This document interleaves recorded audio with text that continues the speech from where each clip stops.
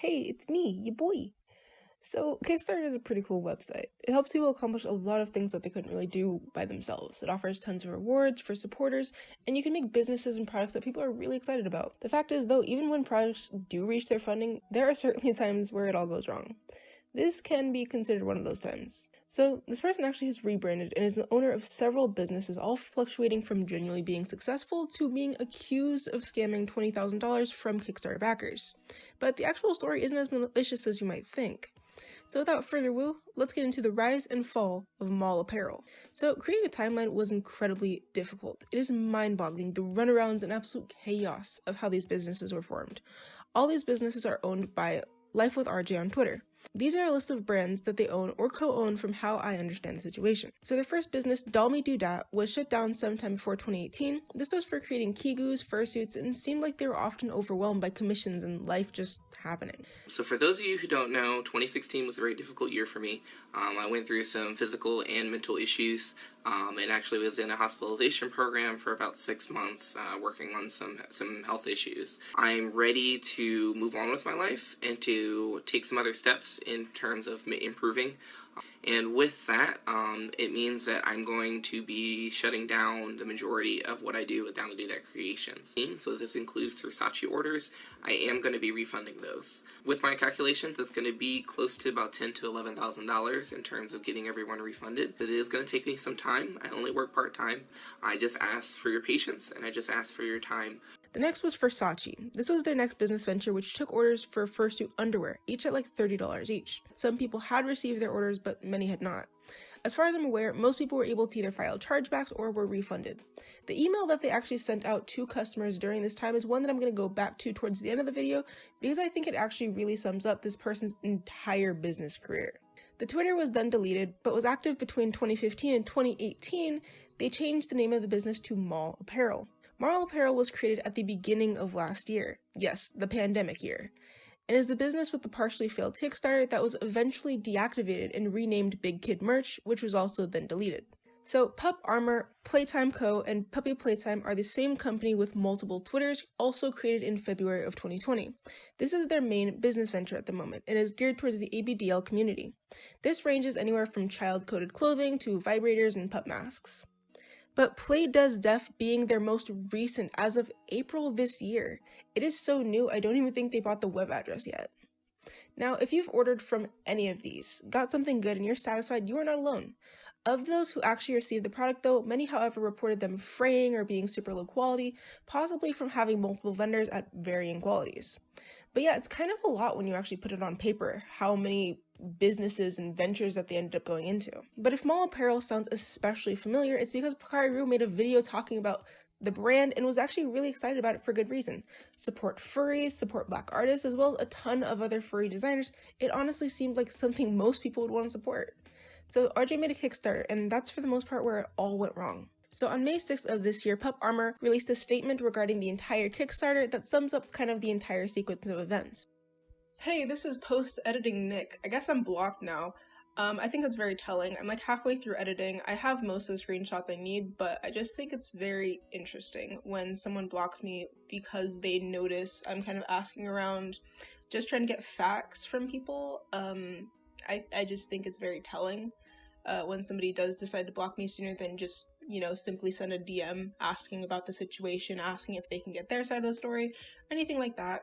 I'm not changing any part of the video or any positives or negatives that I have towards the end or anything like that. I just think that it's important to note that this person didn't really want to give me a chance, and that's fine. I don't really care. Moving on. So firstly, it states that the original goal was $5,500. They ended up raising $20,000 in 5 hours. It cost $12,000 to produce everything, most likely because they added a lot of extra tiers after they reached the initial goal. Beyond all the costs that they had also sunk into it, they also apparently rented out a physical office despite not having any product at the time.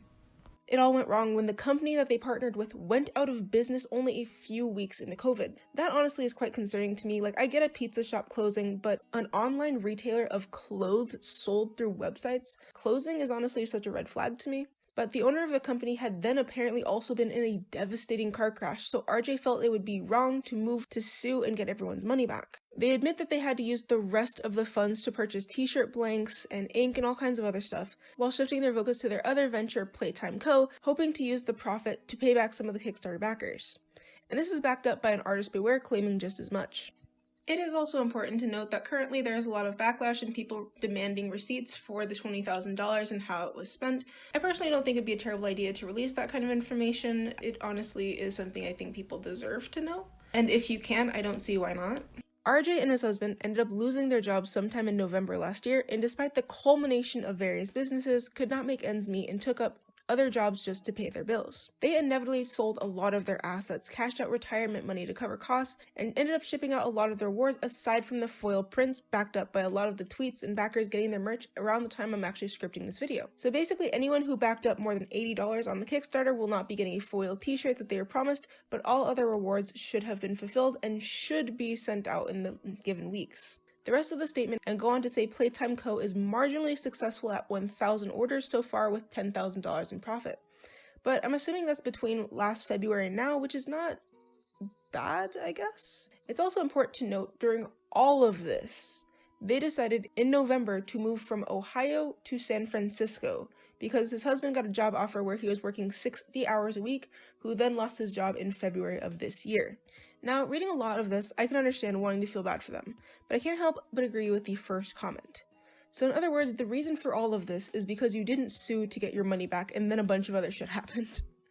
Like, yes, I understand that the owner of the bankrupt company was facing a very grave time after facing a car crash, and I get not wanting to sue that company, but under the circumstances, ultimately it's your fault for choosing a company that went bankrupt after literally 4 weeks in the pandemic sooner than a reputable supplier. Beyond this, RJ stated that he had one of the worst days of his life and his desire to push on for the most part was gone. What this means for his business moving forward, I don't know. Ultimately, both Majira and Bakari have distanced themselves from the company after everyone reached out and they became more aware of the situation and were able to back out, along with dozens of artists who originally had worked with them. A lot of the artists who had worked with Maul Apparel feel really bad because of the unfulfilled orders. Now, look, I want to say if you want to support this company and you genuinely believe this person is doing their best to succeed and give quality products, then go for it. My only tip in that regard is search up if it's one of their better companies that they run and what quality the clothes actually end up being. But my general opinion is I don't super think I'm going to support this. Like, here's the reason. Every email they send or tweet that they put out feels like they have this newfound realization of, oh shit, things are going to be way harder than I expected. Even in one of their emails about the refunds for Versace underwear, there's so much extra rhetoric. They divulge so much extra about their personal situation regarding their other businesses that it feels like a pity grab. They act like it's such a shock that now they have to work weekends to fulfill orders, and in an effort to be transparent, it feels like they're trying to garner pity, and their personal blunders like failing to pay sales tax is promoted like we should feel bad that they have to pay $50 to $96 to file paperwork to fix their own mistakes. It just feels like this continuous stream of, I made a business, I messed up, feel bad for me because I'm doing my best. Like, you don't get brownie points because your newest supplier was going through stuff when you hired her. Like, how is this relevant? But here's a basic outline. Reasonably priced Kickstarter is super successful. $15,000 extra is generated, so we add a bunch of rewards.